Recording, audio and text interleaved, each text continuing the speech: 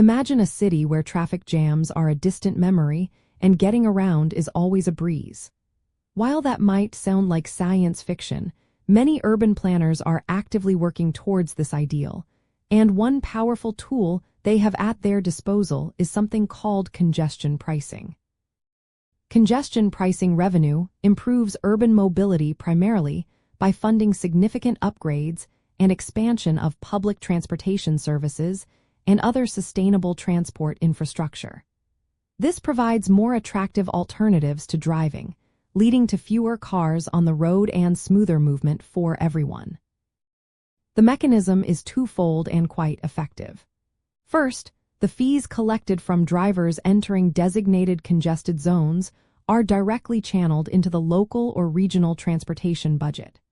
This means money that was once a cost of congestion is transformed into an investment in better public transit networks, safer pedestrian areas, and expanded cycling paths.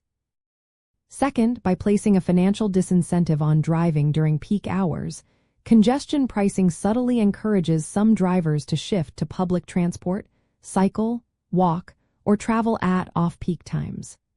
This behavioral change, combined with the new infrastructure, reduces the overall number of vehicles vying for space on city streets. In essence, it internalizes what economists call an external cost, which is the cost that each additional driver imposes on others by contributing to traffic. Cities utilize this revenue in various strategic ways to bolster their mobility systems. They can expand existing bus routes, increase the frequency of train and subway services, and even introduce entirely new transit lines. Funds often go towards modernizing fleets with newer, more environmentally friendly vehicles.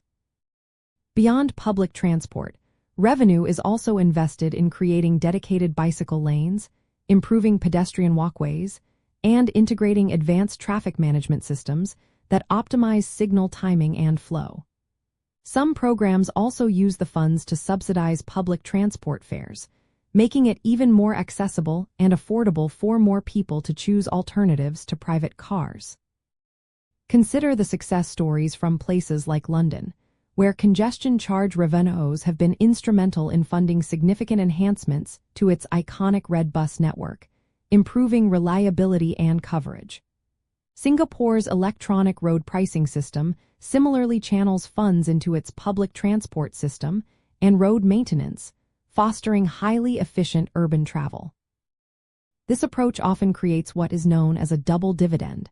Not only does it reduce traffic congestion, but it also generates dedicated funding for the very solutions that help sustain that reduction. Moreover, policymakers increasingly focus on equitable reinvestment to ensure that the benefits disproportionately serve those who might be most affected by the charge, perhaps through improved transit access in underserved communities or discounted public transport passes. Ultimately, by both reducing the demand for private vehicle trips and simultaneously investing heavily in robust, attractive, and accessible public and active transportation options, congestion pricing revenue helps transform urban centers. It moves them towards a future where mobility is not just about moving cars, but about creating dynamic, livable, and environmentally sustainable environments where everyone can move freely and efficiently.